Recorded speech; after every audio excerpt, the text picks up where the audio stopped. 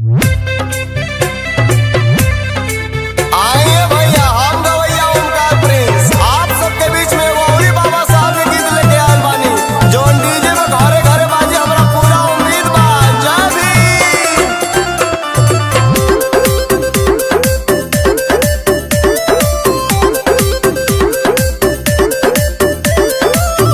हर देशवा बचाए बाबा लिख संविधानवा, तो देशवा बचाए बाबा लिख संविधानवा। वही संविधानवा पर टिकल हिंदुस्तान बा, टिकल हिंदुस्तान बा। हमके तो अपने बाबा साहब पे गुमान बा,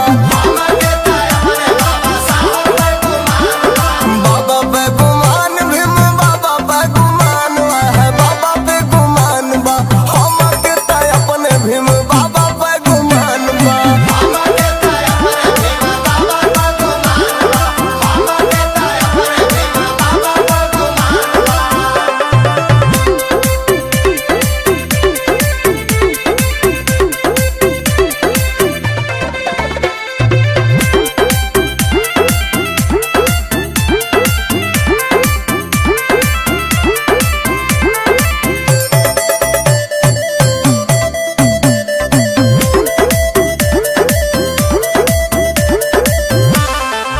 हर देशवा के खातिर बाबा गहिल बहरावा, तब जाके हमनी के मिलला अधिकारवा।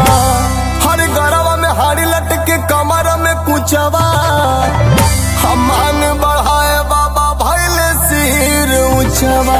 छोट बड़े आज सभे कहीं समान, कहीं समान बा।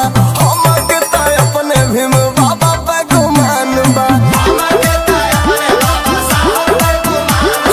बाबा पे गुमान, भीम बाबा पे गुमान है, बाबा पे गुमान बा। हमके तो अपने भीम बाबा पे गुमान बा।